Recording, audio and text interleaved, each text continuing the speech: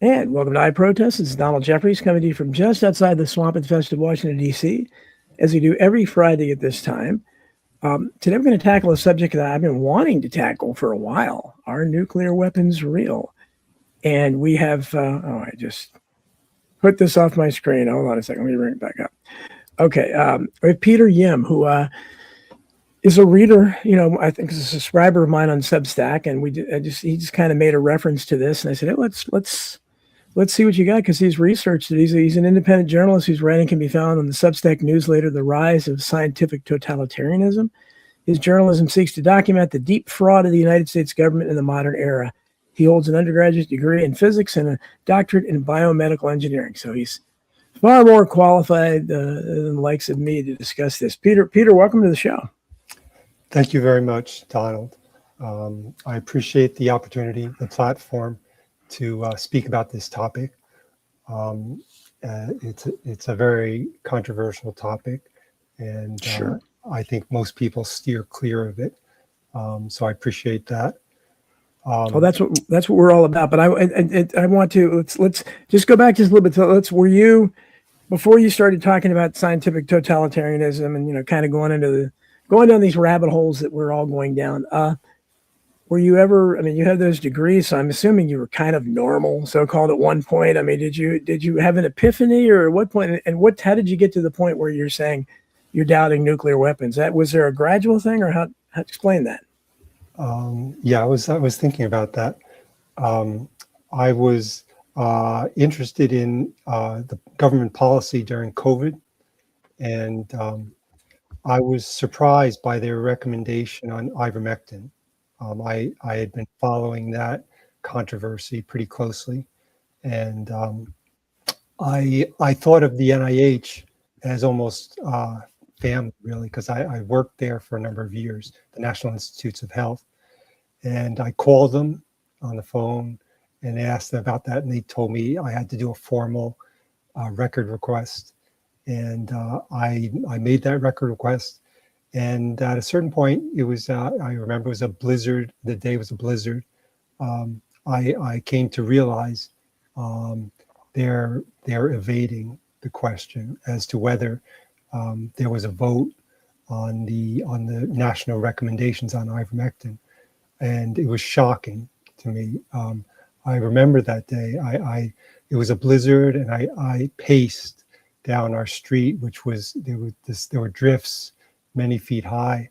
I walked continuously that entire day. And I remember late at night, I walked into the night, and at probably 2 a.m, the police, they came up behind me and asked me why I was walking on the road. And I said, it wasn't exactly this way, but I said, I think the government is lying to us. And they said, that went over real well. Yeah, sir, why don't you come with us? And I said, no, I'll be okay. I'm serious. But I'm saying that in a sort of comical way. But that was an epiphany to me. And as you say, it's a sort of a rabbit hole. One thing leads to another, and you start to see that everything is in doubt. So that's a way of starting the discussion. Yeah, and that's good. As I told you before the show started, I think my audience maybe has heard me. I say so many things, and I don't know whatever. I probably repeat myself over and over again. But I have mentioned this before when the subject came up, and already I can see in the chat there are people that are applauding this, because they don't think nuclear weapons exist either. And I told you, I'm sure most of the audience, if not all of them, probably is going to be with you on this. But when I wrote my novel, The Unreals, and I started writing that like in the 1980s when I was very young, and it wasn't published till 2007. But I know the line. I just had one of the characters, one of the ridiculous. I was coming up with outrageous things to say, and that was kind of in the back of my mind that maybe there aren't nuclear weapons. Are these things real? Because they're always hanging over our head, and they never get used other than back when. And then mushroom cloud seems kind of dramatic, and that kind of thing. So I had one of the characters say there are no nuclear weapons. So I don't know anybody else who was saying it back then. So how did you get to? And you obviously have expertise in this area. So is this what would be the theory? Again, they lie about everything, so we don't really need to come up with a great theory as to why they would lie, because they lie about everything. It seems like this would be probably a good thing to hang over people's head, that this is this is the ultimate weapon. And as somebody who was very young, coming in on the last phase of the baby boomers, I mean, I remember as a very little kid the Cuban Missile Crisis, and building the makeshift shelter in my parents' basement. And I didn't know what that was, but I knew this is pretty much the end of the world.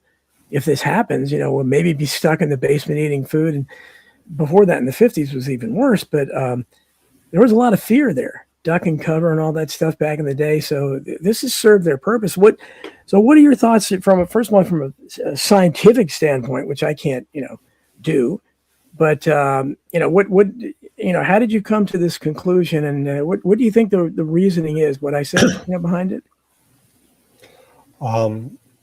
As far as why well, how I started to think about it, I was thinking about the Apollo missions, the missions to the moon, and I did come to the conclusion that was ridiculous. Sure. But it raised the question to me at the time, why there was no criticism from the Russians, because they would have known immediately that they would have received all the transmissions, or the lack of transmissions, and they would have known. And I wondered why they would have cooperated on the deception. That was a curiosity to me. Then on Substack, as a credit to Substack, I don't agree with everything on Substack or the way it's managed, but I did see somebody had posted a reference to a book by an academic named Michael Palmer. I think he was a chemistry professor, but also a physician. And he had done a study of Hiroshima and Nagasaki, and he had concluded that there was nothing unusual about the destruction at those cities during the war. It was consistent with a conventional weapons attack plus a chemical weapons attack, which in fact he was not the first person to say that.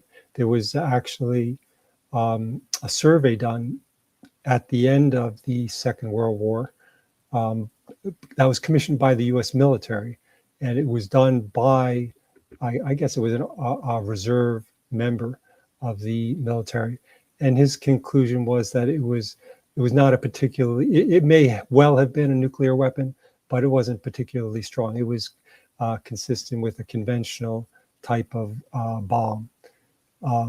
So that book, I think, for many people has led them to question the existence of nuclear weapons, so that was sort of my takeoff point.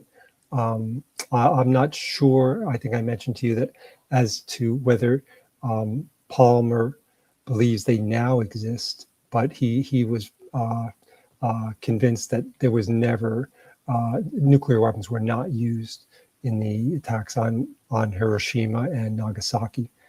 And your other question was why I think this whole thing started. Like, if this is a hoax, why would the U.S. government have done this? There's the potential value of sort of having this threat to hang over people's heads, but that's a question. Why, like this is a risk also, that at this point people will say, is our government legitimate? Like, let's be frank.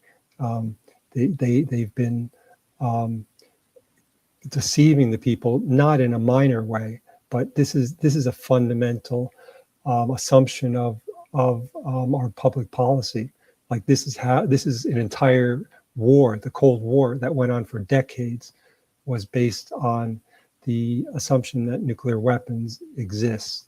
And so there was definitely a risk. And so I don't really know the answer. Maybe it's just administrative incompetence that maybe there was a deception to begin with, and they didn't quite know how to call it off. But I don't know the answer to that. Well, how did this impact your career? I mean, I assume you were kind of in a related field, or did you? I mean, did this? I mean, assuming you let anybody know. I mean, for somebody like me, I'm a big mouth, so I was promulgating my conspiracy theories my entire working career, and people were amused by them. But did you say this openly to people, or ask colleagues, hey, I don't think these things could be fake, or just wonder how that was there any backlash? Well, at one point I was in academia. I was a professor at a medical school. I left that about almost 20 years ago. I've been a contractor to Department of Homeland Security, but it's been long since. That was over 10 years ago. And I've been in education more recently, and I never bring it up in the workplace, and rarely even outside the workplace. I'm not. I guess.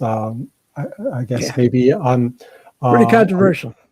Yeah, controversial, and I mean I just I avoid that controversy for maybe for right or for wrong, for better for worse. I avoid the interpersonal controversy. I do mention it to my family, and it does cause friction, but I don't seek interpersonal conflict. There's plenty of that out there. So you can see White Wolf on the screen there. If you see Hiroshima and Nagasaki were hit by directed energy weapons. I mean, we hear so much about this. Certainly in Hawaii, a lot of people think that was directed energy weapons. Something weird happened there. Is that something that's a possibility, or do you? I think there might be some people that think actually nothing happened. We saw, certainly scenes, footage that something happened in Japan, but it may have not been this. But I mean, what are your thoughts on that?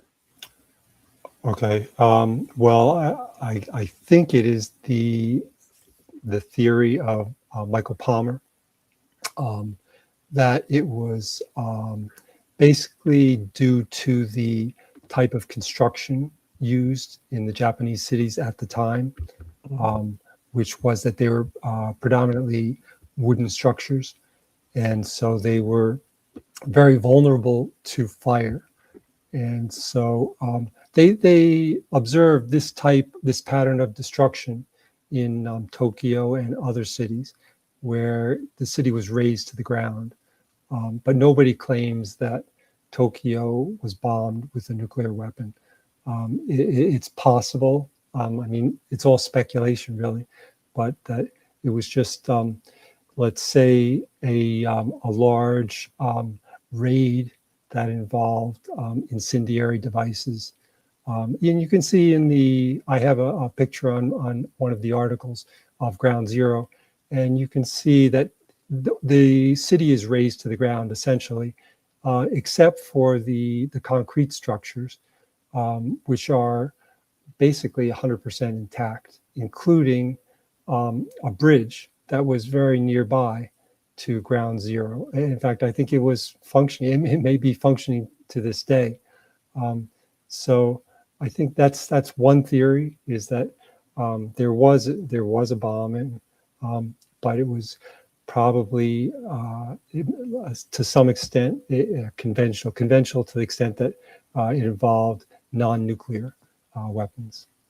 You see on the screen, Karen Carpenter says, what about Tesla type weapons? If there are no nukes, are there equally or more destructive weapons? Didn't Tesla claim to have invented a death ray or something? I've heard. Yeah.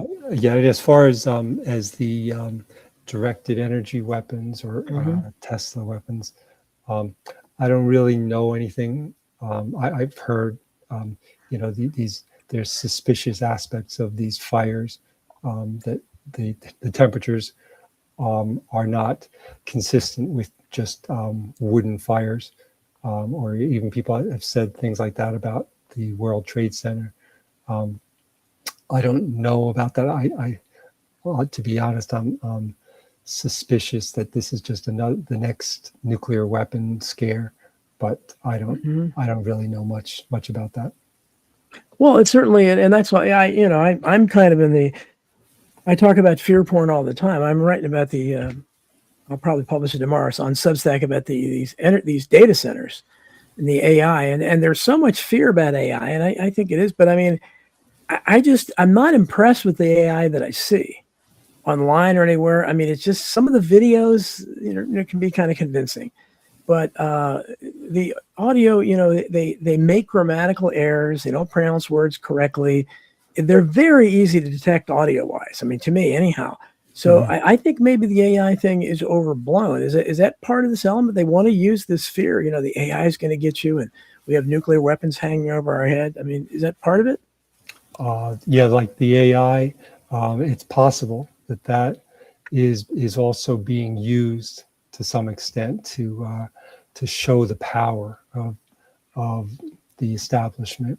But on the other hand, I think we all see that, like, it does have tremendous abilities, like the ability to synthesize and digest information. It is a remarkable thing. But no doubt, the domination and the keeping people impressed with the power of government, that seems to be a big goal of our government. So you say you probably don't discuss this with your colleagues and your family. I know how that is, and I think we're all pretty much the same way. Very few of our families support this. I can tell you, most of my family thinks I'm crazy, but they don't pay any attention to what I say. But do people know, like, you're putting yourself out there on Substack and elsewhere? Does anybody know that you're writing this? I mean, in terms of people that you know in real life, and are they saying, what are you writing this stuff for, or do they think you have a point?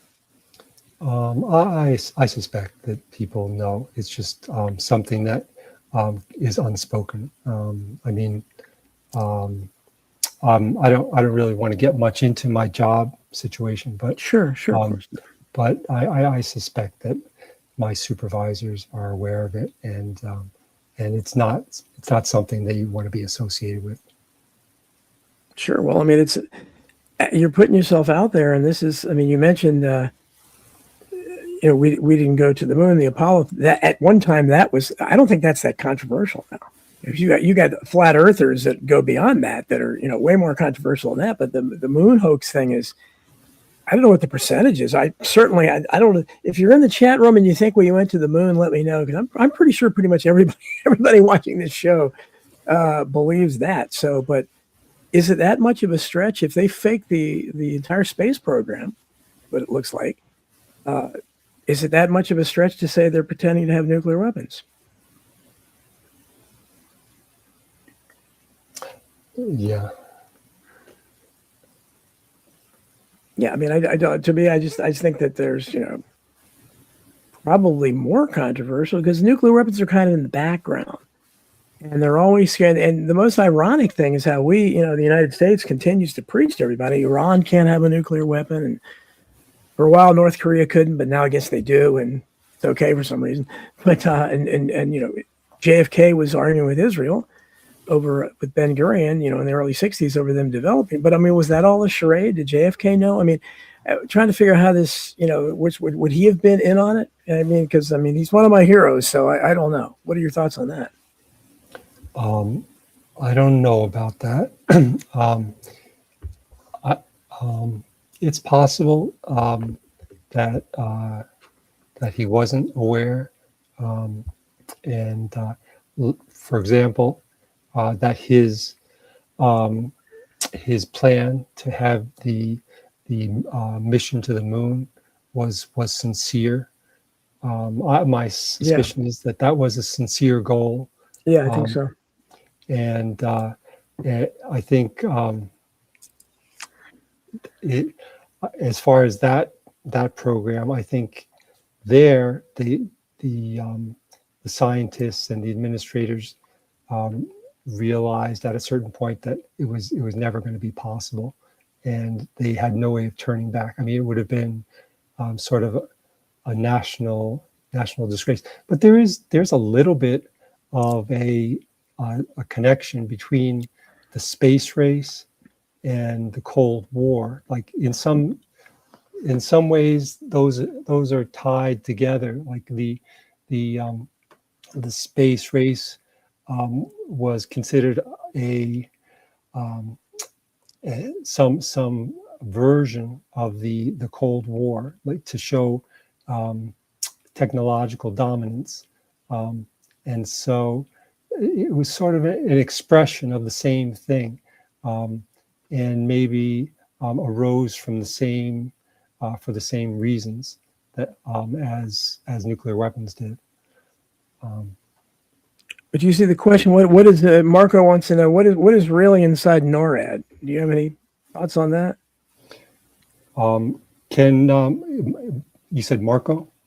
Yeah, Marco, what is really inside NORAD? I'm not a military person, but I think that means that's an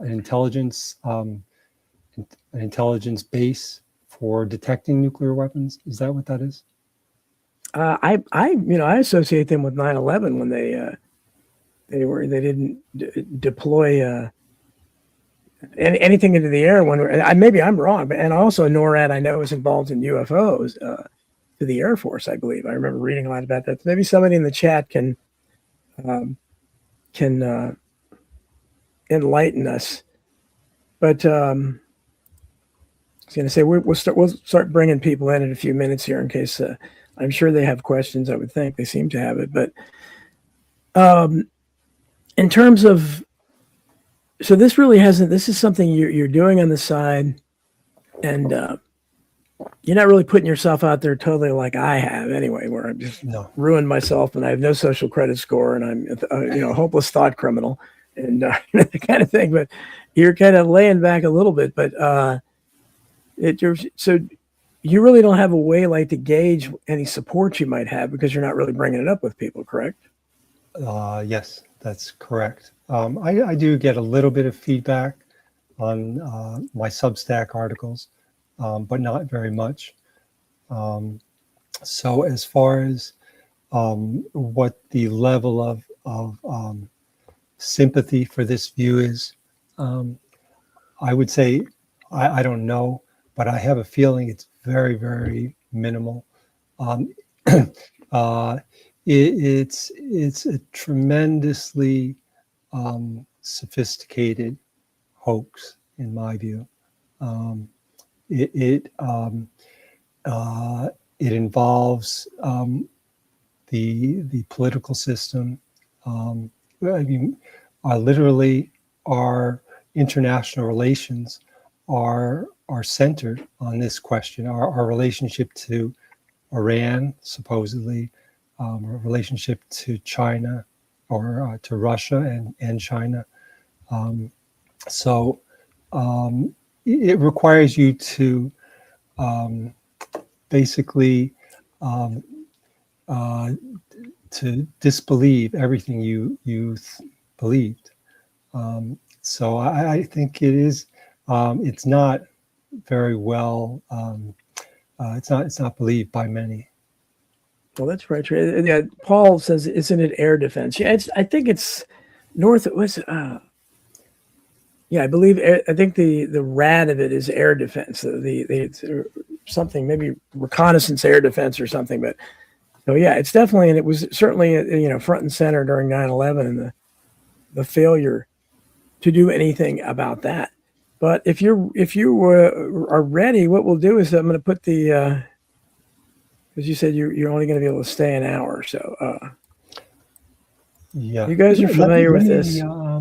Okay. Yeah, go ahead. You go ahead. What'd you say?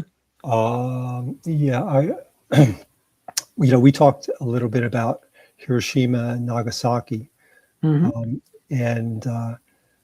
there's more to it than just that.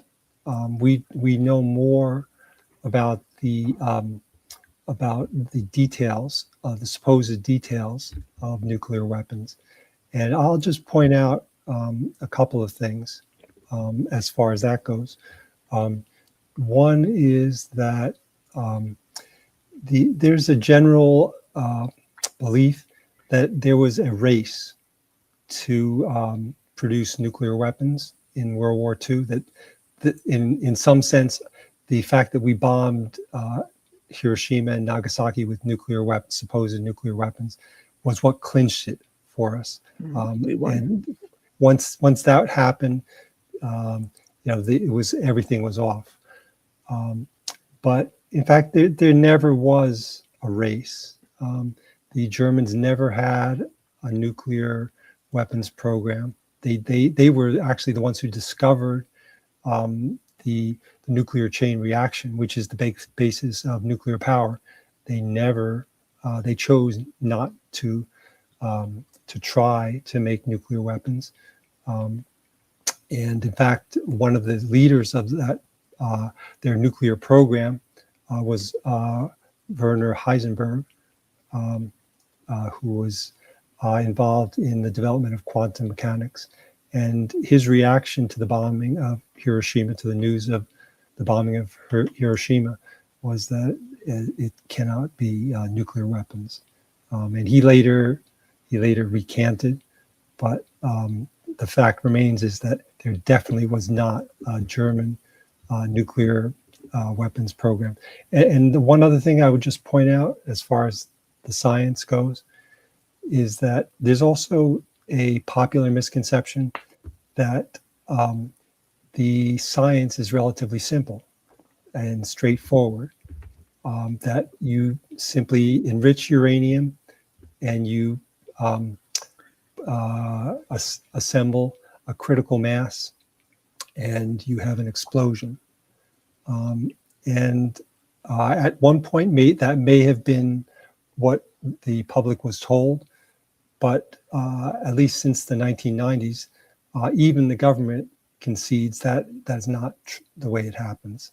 A critical mass of enriched uranium does not explode.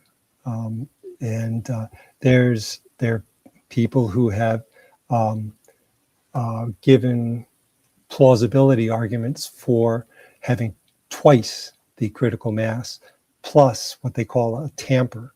It's some basically steel surrounding it to prevent it from expanding.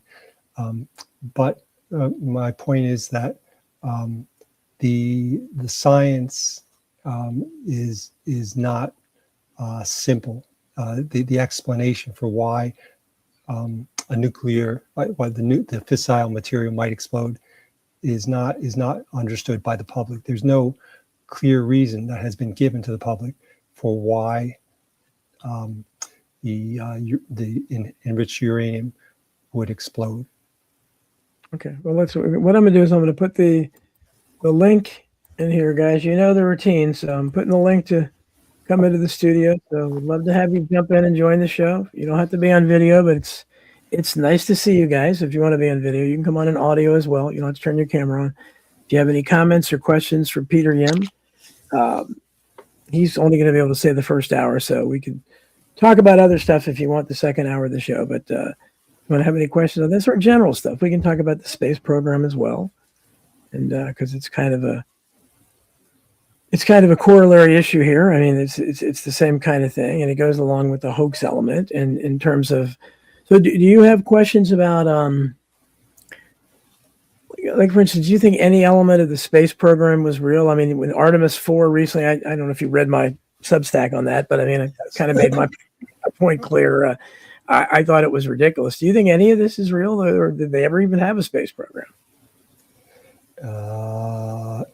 Maybe unmanned satellites. I think that's, we all make use of that on a daily basis for communications, for GPS and for images. It's not possible with all the technology that we have to have a person go into space and return. especially in the 1960s. Yeah, in the current era, it's not Yeah. possible. Yeah. So there you go. You're somebody who knows. White Wolf, I figured you would be up first. This is the esteemed White Wolf. What are your thoughts on this subject, WW? Okay, well, let me ask Peter some questions about the science. Okay, now does Peter actually believe in modern physics and Maxwell's equations and all of that? Yes, Maxwell's equations. Yes. Okay, so do you believe in radiation? Yes. Okay, Yes, I do. And the chemistry periodic table. Yes, I do. Okay. So explain to me the water molecule. Let's start with the water molecule. Why is the water molecule quote unquote bent?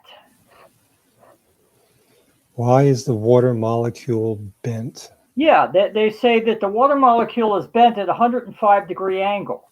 Okay, why isn't the carbon dioxide molecule bent at a 105-degree angle? Why isn't the cyanide molecule bent? Why isn't the ammonium molecule bent? Why is it just water? What's special about water? That's a good question. Well, of course it's a good question because it's all fake and gay. They just make it up as they go along. Okay, I don't know if you've ever studied solubility. Okay, but if you study the solubility of water and alcohol and ether and these other things, you can come up with an entirely different periodic table that actually indicates that water itself is an element, and that all of these other substances, okay, are gravitating off of water. Now, exactly how I can't explain, but years ago, when I was at the university, I had to troubleshoot an experiment for the nursing professor, okay, that had to do with pathological urine, of all things. But in the process of doing that troubleshooting, I began to suspect that the periodic table and stoichiometry and all of that is completely, as I would say, fake and gay. And so at this point, I'm convinced that there's no such things as atoms and molecules. There's no such thing as DNA. There's no such thing as any of this stuff. And people, okay, I mean, I even see people building their whole eschatology on this. And it's like you always have to start with the empirical data. Hold there for a second, W, because you can see we have some real controversial figures here. So you're really going out on a limb there, W. Hey, it's great though. What are your thoughts on that? I know, but I've also been in the lab. I've done the research. No, I'm not saying you have. Hold on a second. Just wait. Let Peter respond a little bit. Peter, what do you think of what he's saying? Well, in the spirit of free speech, I respect your questioning, but as far as whether water is a molecule, I'm not a chemist. I don't have the experiments at my fingertips, but I know, if you apply the right electrical conditions to water, you do see evidence of the decomposition of the water. Well, how do you know the water's decomposing? Well, you don't know much of anything. I know that yes, you are correct that if you do an electrolysis experiment and you use Boyle's law that yes, you'll get a 2-to-1 proportion of hydrogen to oxygen as far as the electrolysis of the water is. Well, WW, this is fascinating stuff. But how does this? Again, I'm no scientist, but what obviously you don't think nuclear weapons exist either, and you agree with Peter about that, correct? I don't know if the potential to trigger a nuclear explosion, okay, I think that exists. Okay, what I don't think exists is the so-called construction of a nuclear bomb. I think that I think that all the physics of nuclear bombs that's complete fantasy. Is that how you look at it, Peter, or do you look at it a little differently? Yeah, I didn't follow the entire reasoning, but Is Peter familiar with the Tunguska crater in Russia? I am. Early 1900s, right? 1912 or something like that. 1905. 1905, yeah. I'm not familiar. No. Okay. Well, there was an explosion in Tunguska. It was documented, and a few months later, some explorers went to the area and they found every tree leveled, and it was leveled in a pattern that showed like a quote unquote ground zero or point zero, and all the trees were leveled perfectly symmetrical to that ground zero. So there was a tremendous explosion there that just leveled hundreds of thousands of trees. So that's real. That's something that we know. So these huge explosions can happen. They can occur. And a lot of us believe that was the demonstration of a Tesla weapon in a very remote area. Well, a lot of people used to say that it was some kind of nuclear explosion or something otherworldly, but it certainly was something that wasn't explained. That's for sure. And it was kind of covered up. And it wasn't until really the UFO people and the 60s and 70s they kind of started throwing that in there. So I mean, it's WW comes with a lot of great stuff. But let me. I think the issue of the science is starting to come up, and the question of the feasibility, and we haven't really touched on that issue. And so let me give a little bit of background, which is that I mentioned that critical mass does not mean an explosion, but let me explain why. Yes, in fact, you get an exponential growth in the nuclear chain reaction. Exponential means it basically increases at an ever increasing rate. And so that sort of implies an explosion, because within an instant, within microseconds, the entire mass is fissioning. You're releasing all of the energy in a microsecond, theoretically. But the physics also says that any object or most objects expand when they're heated, and they in fact expand extremely quickly. And so the question that has come up, it's never been addressed in the scientific literature in a robust way. But the real scientific question about nuclear weapons is exactly that: is it possible to have a nuclear chain reaction with exponential growth?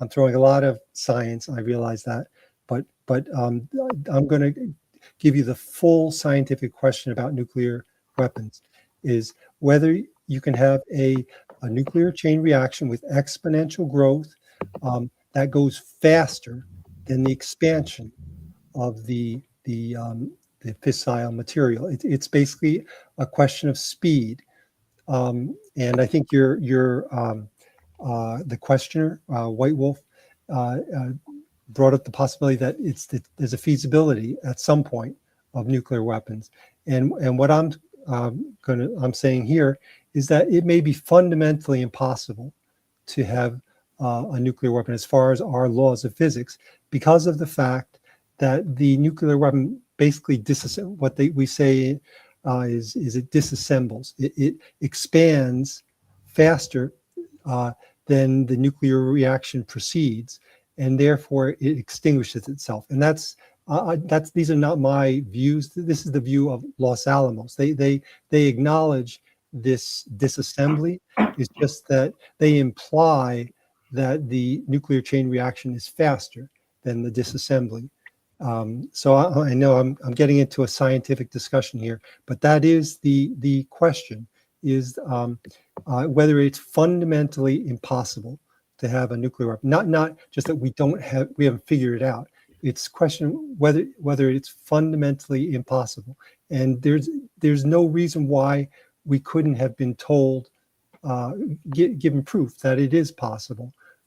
We're given these sort of childish explanations. The people who give them, they are basically endorsed by the federal government, and they can see they're for educational purposes only. Well, and they're obviously inaccurate. They acknowledge that. They say this is just to educate the public, but in reality, there's no that issue has never been addressed publicly, is whether it's fundamentally impossible to have a nuclear explosion. Well, I think you're what always used to confuse me is, again, as a little kid, I would hear atom bomb or the atomic bomb, hydrogen bomb, the H bomb, and then eventually it just kind of morphed into nuclear. What is the difference between atom bomb, H bomb, and why don't they never say those anymore? And now it's just nuclear. Are there any differences, or were they just, I don't, as a scientist, yes, explain that? There are differences. Okay. Now, if you want to, now the one I'm most familiar with is uranium-235.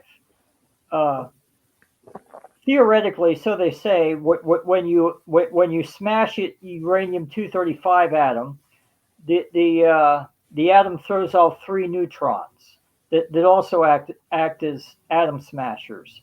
So basically, you have an exponential chain reaction. WW, hold on a second, because you're going to have more time to talk after Peter. Peter, I want Peter to answer my question: what the differences are between those three, and wasn't it what did we drop on supposedly on Japan? Was it the H bomb or the A? What was it? You're right. There's a certain vagueness, and there are basically 3 different types of nuclear weapons. The first one was used once, we are told, on Hiroshima, which was a fission bomb of uranium-235, and that was basically by bringing a critical mass together. Then there was a similar weapon, but using plutonium, supposedly, on Nagasaki. Those are fission bombs because in that case, the nuclear chain reaction is the splitting of the nucleus, not really the atom. But so when we say the atom bomb, it doesn't really make sense because it's the nucleus. Then there's supposedly, following that, the fusion bombs, where it involved the fusion of 2 different nuclei.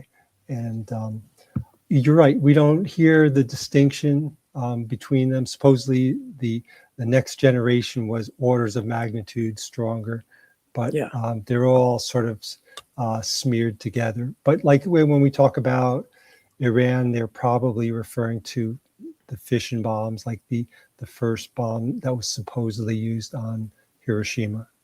Now, what about, because people in the chat are saying, what about Chernobyl? What about 3 Mile Island? And then we'll talk about Fukushima, because I wrote critically about that at the time. I thought there was a lot of strange elements to that. But how do we explain, how could there have been a nuclear accident if there are no nukes? I'm playing skeptic here. Mm-hmm.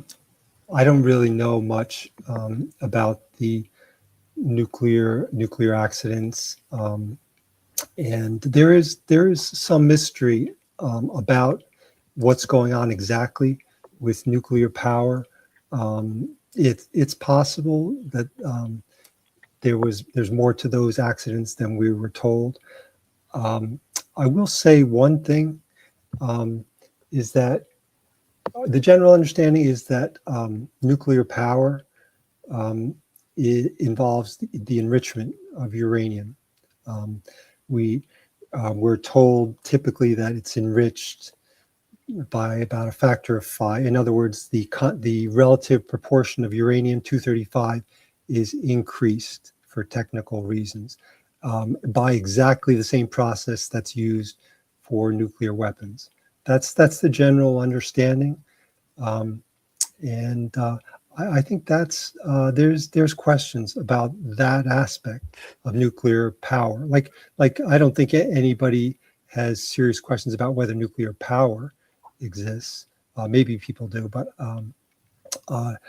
there are questions about exactly what type of fuel is being used, and I think there's a real question of whether there's enrichment is required. There's definitely are nuclear power plants that do not require enrichment, and I think for most people who have some technical background, when you read about the what are called the gas centrifuges, you'll see that it looks like a hoax. It's the gas. We're told that that's sort of the reason for these military actions against Iran is to destroy their system of gas centrifuges. But we actually do have some details about what exactly a gas centrifuge supposedly is. That there actually is a patent that was issued in the 1950s, and it doesn't hold water. It doesn't make sense. I mean, there's a little bit of physics to it, but the whole idea of the gas centrifuge is it's never been explained. It's suspect.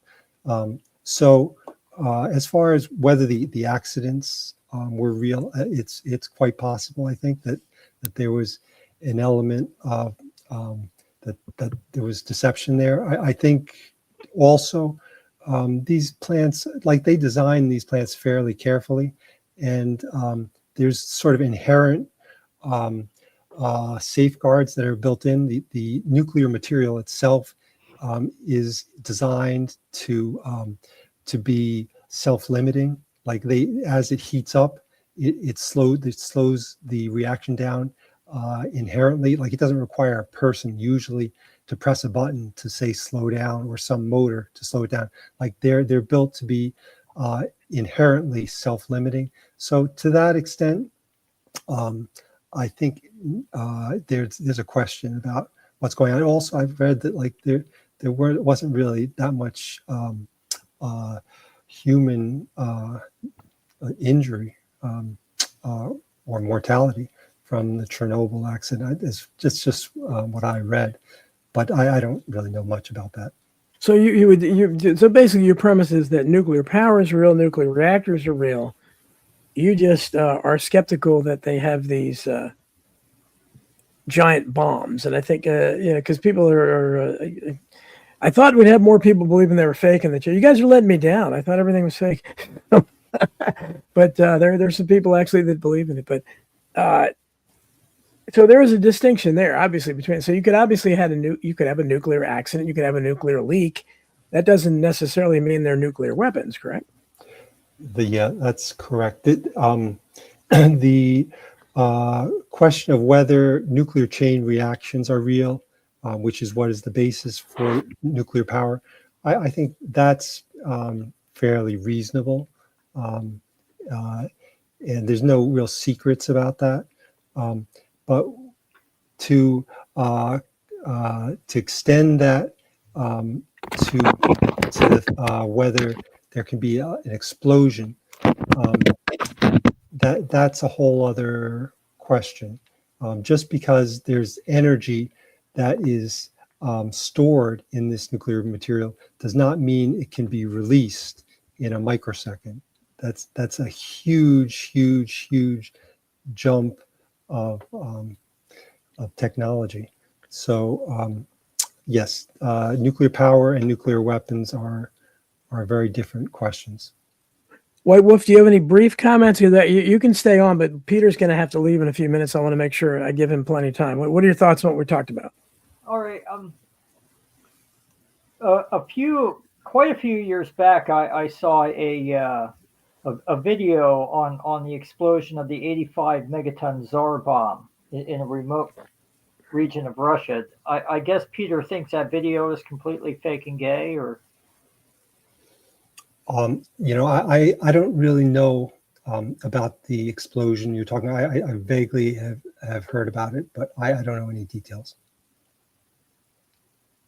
so you've never seen that video of the Tsar bomb being blown up in a remote region of Russia. I think it was the Kamchatka region. But that video is quite old. I first watched that video back in the early 90s, I think. No, I've never seen it. Okay. Yeah, I mean, again, we got to make sure this obviously this is, you know, we could and the reason why Peter or anybody else would look at, I mean, look, I got to have a show on that. You know, one conspiracy theory I don't understand at all is the theory that everybody's a tranny. And I got lots of people that read me all the time that believe that. And so they'll tell me that every sexy woman is really a guy. So, I mean, you know, that makes no sense to me, but okay, I want to have somebody on eventually to explain it. But why you get all this speculation, everything is because we're being lied to all the time. So when we look at and I tell you, my initial skepticism about nuclear weapons is the mushroom cloud. I don't know. It just looks theatrical to me. And I don't know why it would have that particular look in terms of mushroom cloud. Peter, am I wrong to look at that? Because I look at that, it just seems so dramatic and Hollywoodish. I don't know. So, okay, I know it's a nuclear explosion because of the mushroom cloud. Why would there be a mushroom cloud? Yes, that's a good question. No, I don't. I think there probably are mushroom clouds from explosions, but I don't think that anyone has claimed that it's unique to nuclear weapons. Like a large conventional explosive could produce that type of formation, but yeah, but there's a lot of suspect aspects to nuclear weapons. What do you think of the mushroom cloud, WW? Am I wrong to be suspicious of that? Well, if you drop a fairly good-sized rock in a muddy pond, you'll get a mushroom cloud. So they definitely exist. I don't know exactly the physics behind mushroom clouds, but I know I've seen them. Well, I think the particles would come up. I see what you're saying, but the ones we've seen, especially what was that movie? Came out in the 80s, but it was about. It showed all the training films from the 50s, and I loved it. As you know, the duck and cover and all, making fun of it, basically the Cold War, and just the mushroom clouds that you see in those, it just looks so perfect. I understand how, yeah, when you put something in water, it's going to spring out maybe in a circular pattern, but not like that, where the everything gathers together in that perfect shape. I don't think, but again, maybe it's just me. I'm skeptical of everything, but. Yeah, well, some of those mushroom clouds looked pretty. I'll agree, they look pretty dramatic and pretty out there. Fake and gay, right? That's what you'd say. Yeah, just the long spiral column going up, and the mushroom cloud way at the top of that column. Yeah, that's kind of hard to explain. Yeah, exactly. So, Peter, you only have a few minutes before you have to go. I want to make sure you get to say, did we leave anything out or anything else anything you want to discuss about this? The Atomic Cafe. Yes, that's it. Thank you, Ron. That was the Atomic Cafe thing. That was what I was thinking. I'm sorry. Go ahead. I guess I would just conclude that my goal is to make the point that the existence of nuclear weapons is controversial. It's hard to explain away some of the facts, such as the fact that buildings were intact basically at ground zero in Hiroshima, and also that the injuries that people had could have been caused by chemical weapons, and maybe more importantly, that the science of nuclear weapons, including how a nuclear explosion could happen or how nuclear material can be enriched, that's never been explained to the public. Of course, the explanation is that everything is a national security secret. But on the other hand, we don't have to believe things. You can claim that things are national security secrets, but that doesn't mean that we have to believe them. Like, if you want us to believe that these exist, then you're going to have to do better than that. So I don't think it's debatable that there is a debate. And to deny that there is a debate, there's no basis for that. There is a debate. It is controversial. I'm happy to say publicly. I don't mean to say that I'm secretive about all my beliefs to all my acquaintances, but I will say that it is controversial that as to whether there are nuclear weapons. If you believe your government that your government basically has integrity, then you will probably stay away from that discussion, but not for rational reasons. Rationally, there is a debate. It is controversial. Sure, absolutely. Is there any and just, we should never be afraid to question. Anybody who watches this show and reads my work obviously knows that I'm not afraid to go anywhere. I've had flat Earth people on. I'll love to have hollow Earth people on. If I read a book called The Hollow Earth years ago. I mean, I'd like to hear that. I don't think we know. I think we know very little, and we've been lied to about everything. And anyway, so Peter, I know you got to go. Any link or anything you want to promote or anything? Yes.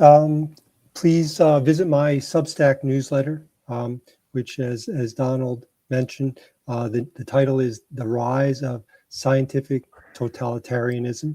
Again, it's on Substack, and you can find more information about this controversy about the existence of nuclear weapons. But thank you very much, Donald, and I thank the listeners very much. Thank you, Peter. It's a controversial subject, and you're very brave to be espousing. So good luck to you, brother. Okay, thank you very much. Bye-bye. Take care. Thank you. Okay, Peter M. So that was we like controversy here.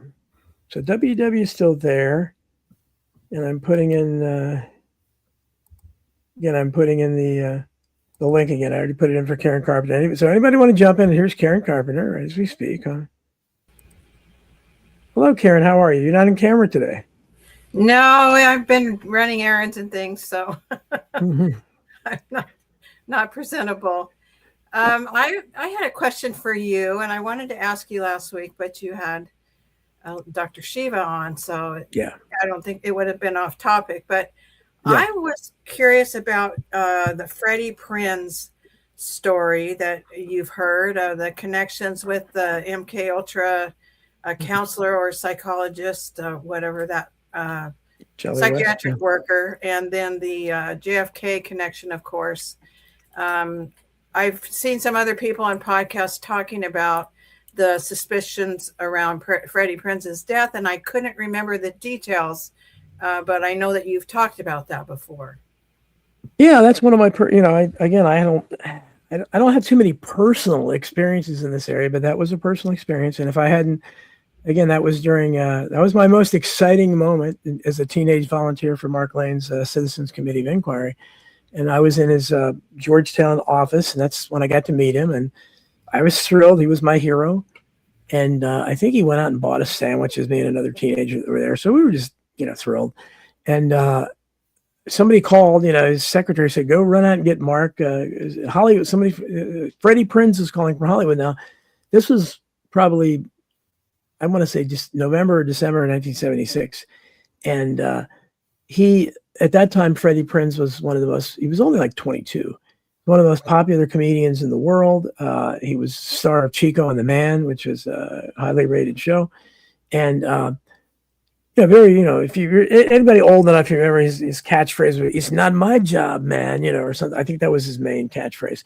But Chico and the Man's kind of a typical '70s show. I didn't think it was that great, but I liked him. And so after Mark Lane was on there, we hung around and ate our sandwiches and we're stuffing envelopes. And then he came down and he just told us all this personal stuff. He just met us, and I was kind of amazed he did. But he talked about how obsessed Freddie Prinze was with the JFK assassination, that he was calling him all the time, and that he was spending most of his time watching his own bootleg copy of the Zapruder film with Tony Orlando, who was his real-life best friend, if you remember him, Tony Orlando and Don. Yeah, they were best friends in real life, and Tony Orlando's life kind of unraveled later, too, and I wondered about the connection. But so, I just thought, okay, that's cool. And he said Freddie Prinze was trying to get up funds for a telethon to put out in Hollywood. Back then, telethons were still big. If you remember Jerry Lewis and some of the others. And they anticipated what the so-called liberal media would do when the House Select Committee on Assassinations was finally formed. That's what we were lobbying and trying to get done. They were formed shortly after that. And that was the mantra from the Washington Post and all the other press, is that, for the first time in their lives, they were concerned about tax dollars. And they were, how much this was costing. This is waste of money, frivolous stuff. And so that would have mitigated against that, because, it would have raised funds for it. But as he said, these Hollywood activists, he couldn't get anybody interested. And he was a little frustrated that he couldn't get anybody interested. Because this, Hollywood's supposedly politically aware, and I guess Freddie was discovering, things aren't what they are. But so it was. I think my father died in late February '77, and I think Freddie Prinze died in late January '77. It was right before that. I remember that time period very well. And when he died, kind of a light bulb went off in my head, because they said he killed himself. And so but if I had not been there that day, I would have had no knowledge or no reason for me to connect Freddie Prinze to the Kennedy assassination. Now, John Barber would later tell me, my friend, that he interviewed him and he knew about it. I didn't know anybody else that did. But what was very revealing and really opened my eyes, again, I was really young. I was a teenager. They had one of those made-for-TV movies that used to be all the rage back in the final days of Freddie Prinze or something, a typical, sensationalist thing where they stressed the cocaine. They stressed how out of control he was and be waving guns around, that kind of thing. But I know for a fact that, that at the end, in those days, the last days of Freddie Prinze, he was sitting watching the Zapruder film over and over again and was obsessed with the subject and wanted to put on a telethon. And the JFK assassination was not mentioned in that movie. And that really opened my eyes. I thought, oh, wow. And I started realizing, man, they just lie about everything. And it wasn't until later when I realized that, what happens to people in Hollywood. They do this because it wasn't until after American Memory Hole was published that I found a note from Dick Gregory somewhere online where he talked about getting a phone call from John Belushi the night before before he died, and saying that I need to talk to Mark Lane really bad. And then I found out he was obsessed with the JFK assassination. Belushi was, and like I was. Again, nobody that if you read that book Wired, sensationalist book by former Office of Naval investigator agent Bob Woodward, who was an asset, ONI. there's not a mention of the JFK assassination in there. And again, we know for a fact Dan Aykroyd's mentioned in his book on Saturday Night Live that one of Belushi's good friends was Jim Garrison. So he was obsessed with this. Apparently, he talked about it all the time, but they just didn't mention it. And I'm sure maybe he tried to get references to it on Saturday Night Live, and they said no, because they weren't going to touch that subject. None of the media was. So there's another example of that. Somebody that, okay, and his death was very strange. I don't know what happened. Dick Greger wasn't the only one that questioned that. I questioned it. And I tend to think a lot of these guys, him and Freddie Prinze both, might not possibly been quite as out of control in terms of drug usage as they painted it as, because they didn't want to talk about the thing they were obsessed with. And then we know Salminio from Rebel Without a Cause. I mean, I knew that before. He was stabbed to death. It happens all the time, right, in Hollywood. And Sal had gone on Tonight Show at one point and said the Warren Commission is bullshit. Wow. And the Warren Report is bullshit. And he also was set to play an Orson Welles movie, which was strangely never filmed, about the RFK assassination. And Mineo, if you saw him, he looked a lot like Sirhan Sirhan. He was going to play Sirhan Sirhan. So these are just ones I know. And I just kind of, when I hear about these, I just assume. I mean, I don't know anything about, what's the guy's name? God, I'm getting terrible, but Full House, the guy that died, the main star there. God, I can't believe I can't think of it, but the guy very strange. What was his name? Bob Saget? Yes, Bob Saget. Bob Saget, but his death was exceedingly strange. If you read about it, he was hit on the head, but it was a typical kind of death that I would have covered on Barred Fame, but it happened afterwards. But I don't know for anything about that. But when I saw that, I started thinking, is it another JFK assassination thing, or maybe 9/11? I don't know.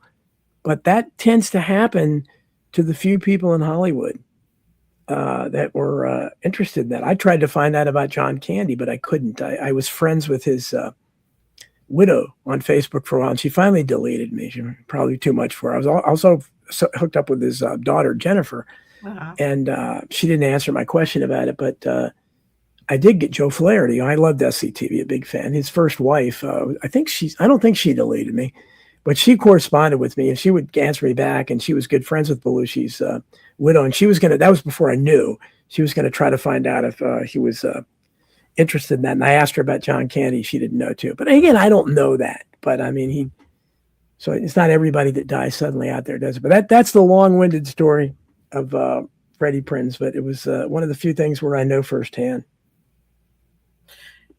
Now, I remember, or I recall, and I've looked it up here, that he had a counselor or a psychiatrist he was seeing, Dr. William S. Kroger. And apparently this Kroger was tied in with MK Ultra, and he also saw one of the other people who died mysteriously. I'm not sure which one of those people it was, but I think I remember you mentioning that this Dr. Kroger also saw one of the other people. Was it John Belushi that saw Kroger also? But I'm just looking on the internet, and it says the Prinze family later sued and reached a malpractice settlement with Dr. Kroger. And this is the psychiatrist that I believe was tied in with MK Ultra, who saw Prinze the night he died. Well, okay, yeah, you know more about that than I do. I thought maybe you were talking about Jolly West, Jolly and West, who was hooked up to Jack Ruby and then Sirhan Sirhan, and I think another, perhaps two more Manchurian candidate types things. Yeah, that's interesting stuff. I'll have to look into that more. If you find something, send it to me. But yeah, there's so much more to this, and that's why I'm fascinated still by the entertainment industry, because these people are, and they're still. I mean, a lot of them I think is because of the vax, and everything. And I had a rough week this week. We Vince Agnelli, my friend, he's not in the chat today, but one of our friends that I get together once a month with Vince and his. I didn't go to his high school. He was 5 years behind me, and I went to the same high school as my wife, but not me. And my kids went there. Everybody but me went there. But they've kind of adopted me into their group, and they're real nice guys. And I'm amazed that they're still have kept in contact. They played sports together and stuff all those years later. But one of the guys, he wasn't there the other day, and they were saying, "What happened to him?" And he's usually here, and then they got a text that he'd been found dead in his apartment. And it's kind of that sudden death thing. I always think so. Of course, my first question to those guys was, was he fully vaxxed? And he was. Yeah. So, that's the kind of thing where you have that too. But I don't know, too many things. When I'm at that age now where I don't read the obituaries because I don't get the paper anymore. And I never understood people that did that. But when you start hearing about so many people around you and younger than you, even it gets scary. I don't know if you run into that, Karen. You probably do. Well, my cousin died at 52 a couple of years ago, and she died suddenly. And yes, she was fully vaxxed. And can I prove that's what killed her? Absolutely not. No, we don't know. I can't prove that. But that was. She is 52 years old and she died in her sleep. I mean, hello, kind of strange. That's pretty much.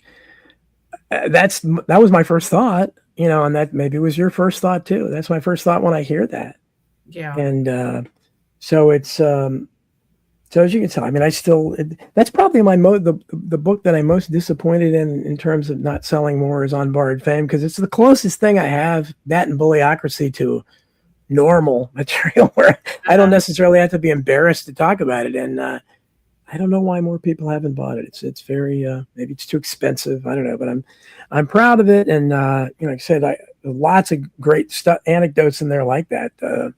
But I couldn't even fit the Belushi thing in because I actually found that afterwards. White Wolf, what do you think of my story? Are you still there, White Wolf? Yeah, I'm here. I'm here, and I've left him speechless. I've been patiently listening to you talk about the Kennedy assassination, and I mean, but my take on the Kennedy assassination it was all a deep state MK Ultra project, and I think the Kennedys were in on it too, and I think I think the Kennedy assassination was what launched the so-called conspiracy nut syndrome. It's like it did, yeah. Let's take control of the opposition, and then let's ultimately control the opposition, and let's find ways to destroy the opposition and to discredit them, and that's what the Kennedy assassination was. It was a grand experiment, and obviously the Kennedy assassination was planned, if not years in advance, at least many months in advance. And yeah, there's no question about that. So you don't? Yeah. Are you one of the people then that think that he wasn't assassinated? It was faked. Well, it could have been that Kennedy himself wasn't assassinated, but he had a stand-in that was assassinated. But definitely the stand-in had his head blown off, and they lost the brains and everything else. And yes, they did.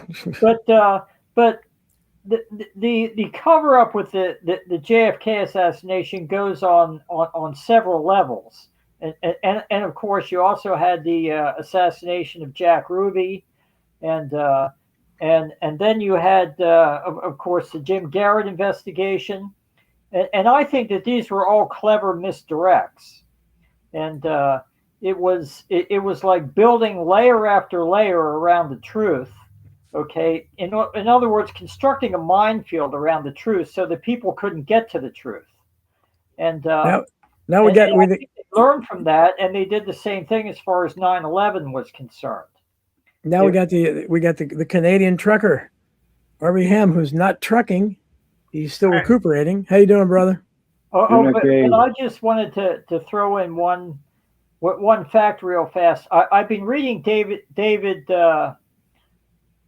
Irving's book about Hitler's war, and I'm learning a lot of interesting facts. And one of those facts is that, did you know that during World War II, the British and the Russians invaded Iran?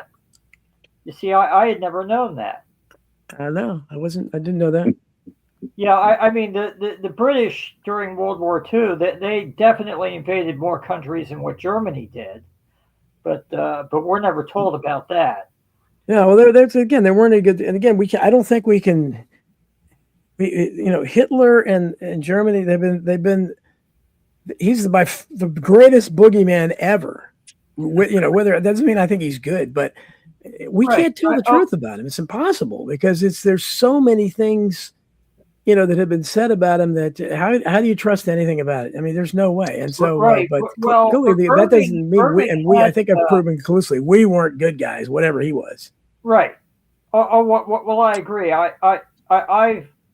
I've held for quite some time now that World War II was completely staged. I'm not saying that the destruction wasn't real; it certainly was, but all the politicians were in on it. That they were just actors playing a big satanic game.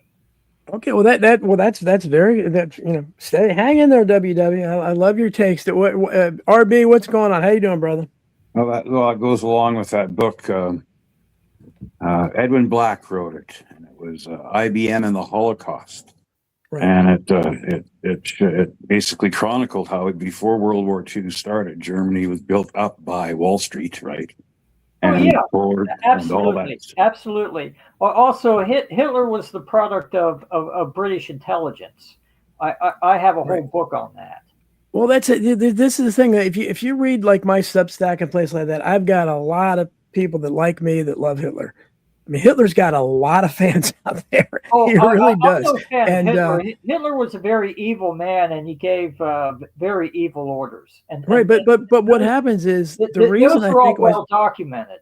Well, I think the reason why so many become his fans, because first of all, he's the ultimate outcast and rebel. He's the biggest boogeyman that ever existed. And I think it has to do with what we see today in the world today with this Zionist power that, and Hitler is perceived as somebody who tried to fight that. And so they say, well, they must be lying about him too. I mean, I told people to read The Wall Street and the Rise of Hitler by Anthony Sutton. And some of my people, oh, that's crazy. It's lies. I thought it was pretty well documented, but I don't know. At this point, I hate hearing Hitler. Hitler's talked about so damn much, more than almost anybody, and everybody uses him.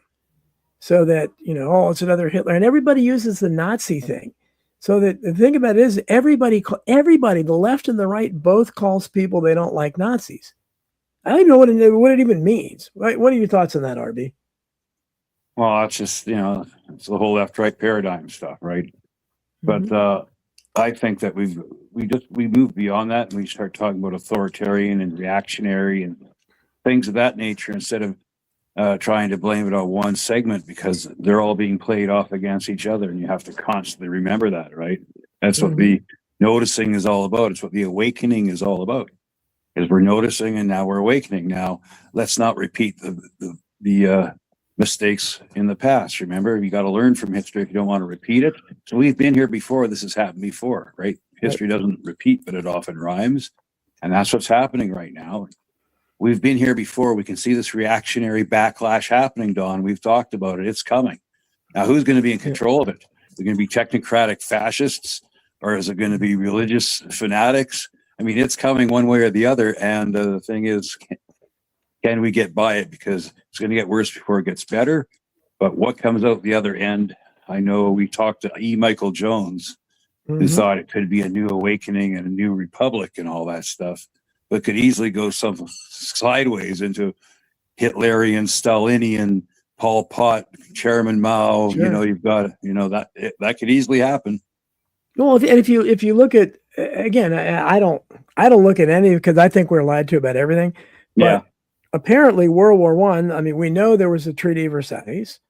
We know that it was unprecedented to try to basically fine the losers of a war. And so they charged Germany reparations. Most people don't realize Germany didn't stop paying reparations from World War I until 2010.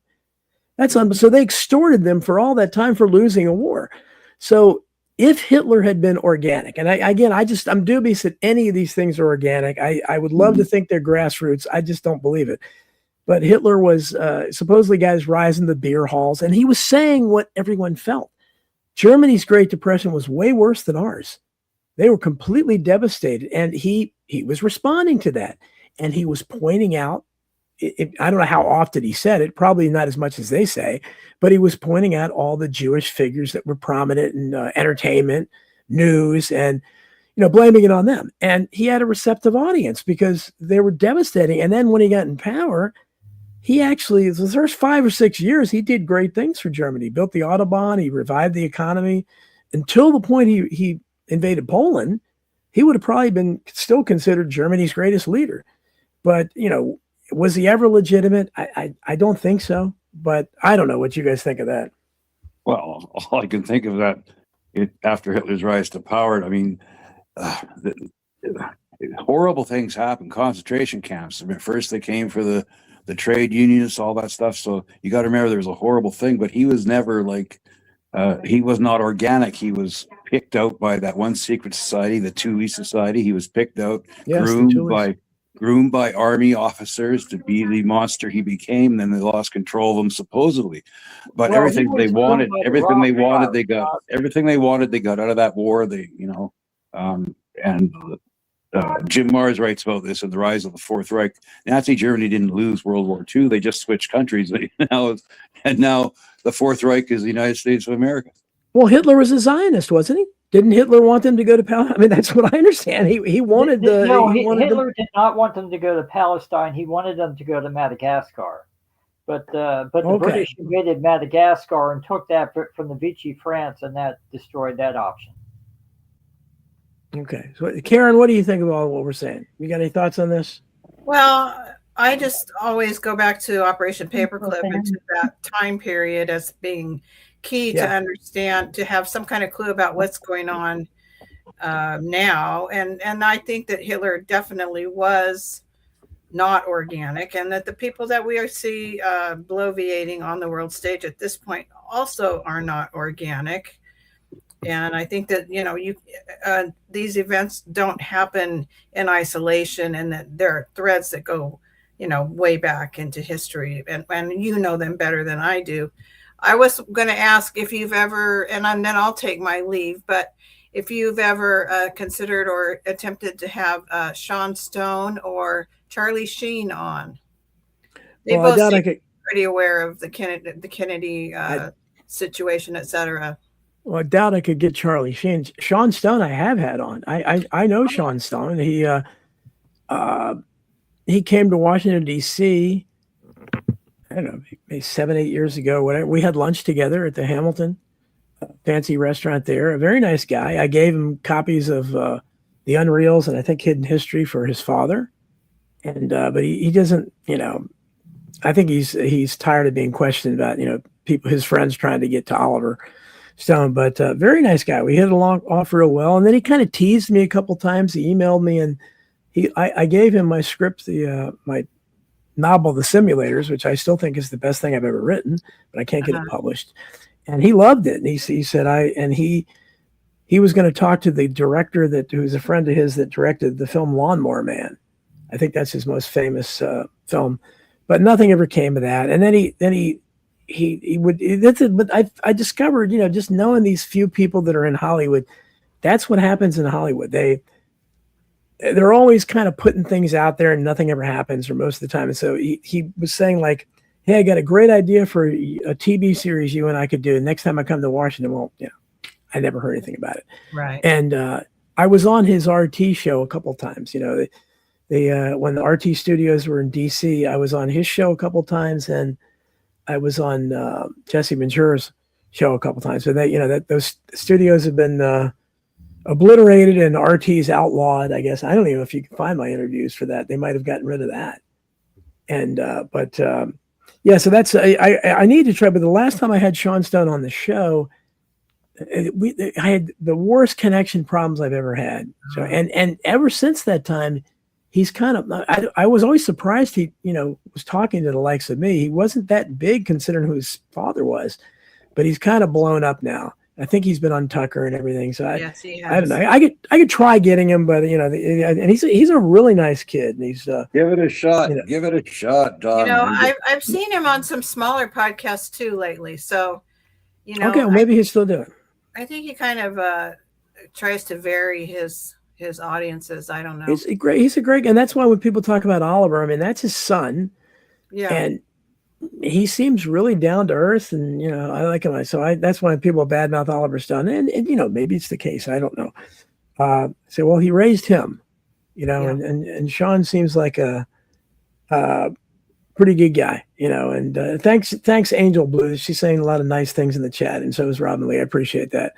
But I do read it. I especially perk up at the compliments, so keep them coming. That's Okay, I'm going to hit the road, and I'll see you for America Unplugged tomorrow. And okay, I Karen. appreciate you, and I consider you a friend. White Wolf, it's great to hear from you, and my best to Casey and RB. I don't know what is RB recovering from. I don't know, RB. How much information you want to give out? Okay, well, just say we just say it's a surgical procedure that happens Okay. where the sun doesn't shine. okay. Well, Mike, I'm glad you're improving. Yeah. Getting a little better every day. That's Oh, great. that's great to hear. All right, take care, everybody. Thanks, Karen. I appreciate it. RB, you were when last I saw you, you were under the influence of EBTs. I was recovering from my surgery. My last show, I overdid it with the painkillers a bit, and so I kind of petered out at the end. But yeah, so that's what's happening with me lately. But other than that, everything else is going good, and we're going to be doing a show tonight, tomorrow, me and you, Don. It's going to be called the Noticing and the Awakening, and we'll be exploring this theme of this. But I think it's so important right now that people realize that what's coming down the pike, if you really look at it through the historical lens, it's the same thing that's happened before. It seems to happen over and over again. These points it's of going to be history. much worse this time. Much worse. That these points of history convene, and you can sense it coming. And if you're a student of history, you can see it coming. Now, what do we do that we know that it's coming? The trouble is trying to awaken people to it, because right now there's still too many people that are comfortable in the paradigm, and things have to hit rock bottom before they get better. And until the upper middle class really starts suffering, like then all bets are off, because when you have nothing left to lose, there's nothing left to lose. It could get ugly, but can we control it this time? That's the thing, Don. Well, and the thing about it is that we're, and I said before, is that you've got an unprecedented situation in the country before, because really Trump represented a sea change, because it's the first time where we had somebody that was given that kind of media attention and was given a chance to win and ended up winning, that was saying the things he was saying. Those things were forbidden. Nobody talked about that stuff before. And of course, he didn't mean any of them, as it turned out. But he got a lot. He got 50, 70 million people excited. And you can't let the genie out of the bottle like that. Trump, just the fact that, as ridiculous as he is and everything, he served a purpose. And now everybody understands fake news. I mean, everybody defines it differently, but it is fake. We don't have a free press. And when he talked about draining the swamp, well, we know there's a swamp. Now, he's not going to drain it. He's become part of it, but the swamp is there. Well, he always was part of it. What's that? He always was part of the swamp. Yeah, exactly. But his purpose was what I call the Trumpenstein Project. It was to tap into that populism, just like Bernie Sanders was tapping into a part of it too. They picked Trump over Sanders. And I think they liked his personality in terms of dividing the public, which it did.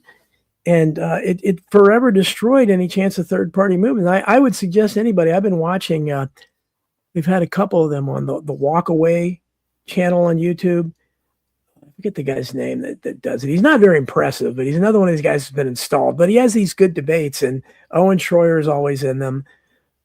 Clint Russell, who I've appeared with on Union of the Unwanted several times, but he's pretty big. He's been on Joe Rogan and stuff. He was on there, a couple others, but it was the idea. They have like a 4-team people that are dissatisfied with Trump, but we're America first, and they're obviously, like most of us would be. So the other 4 people were including Gavin McInnes, who used to be on Alex Jones a lot, were people that were still think Trump is doing great and call themselves MAGA, and they're upset at the so-called podcasters and the grifters and the doomers, the panicans, and all the stuff they have. And it was fascinating to watch, because if you look at these people that still support Trump, there's no hope, because you can show all those videos of him clearly saying, no more wars, and it'd be stupid to go into Iran, and they just deny it. They look at it and it's what did Orwell say in 1984? The final secret of Big Brother was when the party got you to deny the evidence of your eyes and ears. That's what those people are doing. I mean, when you do that, I mean, Trump, I saw him where he had videotape of saying gas prices have gone down. And the other day he said inflation is, I love inflation. It's like, and it doesn't matter what he says or what he does. I mean, I don't know. I know you guys aren't preaching to the choir, but what are your thoughts, RB? Are you talking to me now? Yeah, RB. Okay.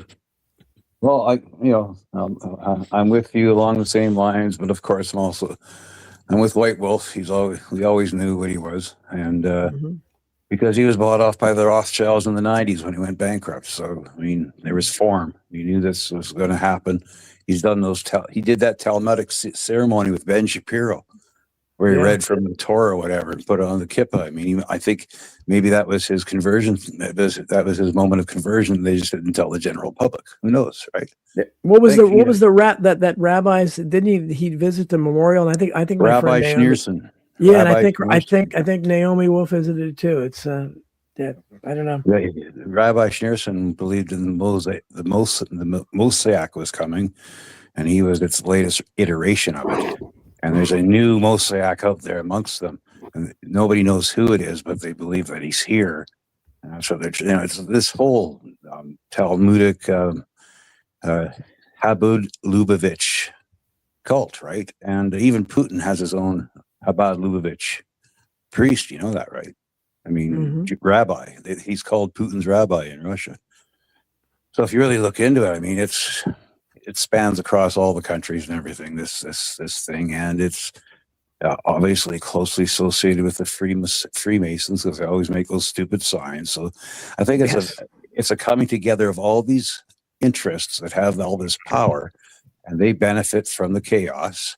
And that's what's going on. And I've heard people talk. It even reaches into China, and there's certain Chinese families that were in touch with Jesuits, in the Hong Kong area and all that stuff before the communists came to power. That Mao Zedong had been educated in the West. He was kind of placed there.